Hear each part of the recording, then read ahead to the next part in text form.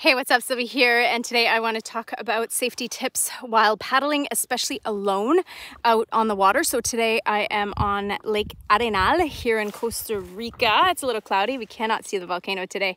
But yeah, a few tips for when you're going out paddling.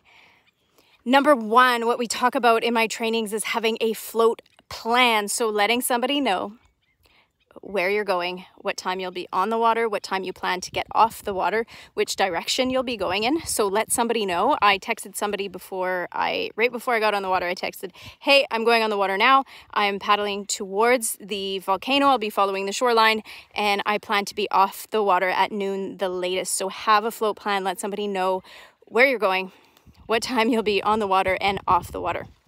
So another safety tip, personal flotation device. So I have a life jacket on. It is not a regulation in Costa Rica to have to wear a life jacket. I'm alone on this large body of water. I'm going to be concerned with my safety first, and also, my leash. I'm attached to my board, so the board itself is a flotation device as well too. So safety tips while you're on the water. This is a large body of water, so from this tip here to the other end of the lake, it is about, I think, 35 kilometers.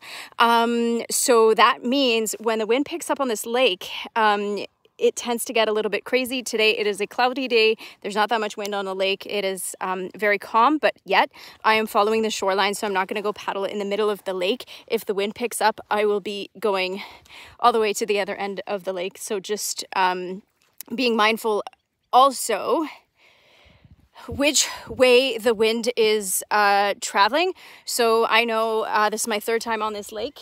Typically the wind goes from the volcano downwards, so I'm paddling against the wind to start off with, and that's going to mean my journey home will be a little less intense than the journey here. So when I'm really tired paddling back, it'll be a little bit easier.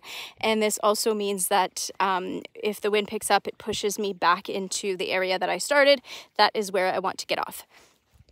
Another safety tip is knowing your surroundings. So I did text, I had someone who I did a paddleboard tour with in December on this same lake, just on the other side here. So I texted him for a couple pieces of advice. Is it safe to go out on my own? He said yes. Don't go too close to the shoreline, and don't swim close to the shoreline because there might be tiny little caimans. Non-threatening, super safe, but that's something to be aware of.